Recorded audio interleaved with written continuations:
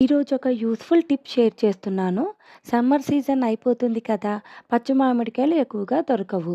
So, 1 month నుండి 6 months వరకు మామిడికాయలు ఫ్రెష్‌గా ఎలా స్టోర్ చేసుకోవాలో చూద్దాము. మామిడికాయలని శుభ్రంగా కడిగి, పీల్ చేసి చిన్న చిన్న ముక్కలుగా కట్ చేసుకోవాలి. ఇలా కట్ చేసుకున్న మామిడికాయ ముక్కల్ని ఒక ప్లేట్‌లో వేసుకొని ఎండలో పెట్టుకోవాలి. 2-3 అవర్స్ ఎండలో పెట్టుకుంటే సరిపోతుంది. ఇలా కాస్త డ్రై అయిన ముక్కల్లో 2 స్పూన్స్ పసుపు, 2 స్పూన్స్ సాల్ట్ కూడా వేసుకొని ముక్కలకు పట్టే విధంగా బాగా కలుపుకోవాలి. ఇప్పుడు ఈ ముక్కలని ఒక ఎయిర్ టైట్ కంటైనర్‌లో అయినా, గ్లాస్ జార్‌లో అయినా స్టోర్ చేసి ఫ్రిడ్జ్‌లో పెట్టుకోవాలి.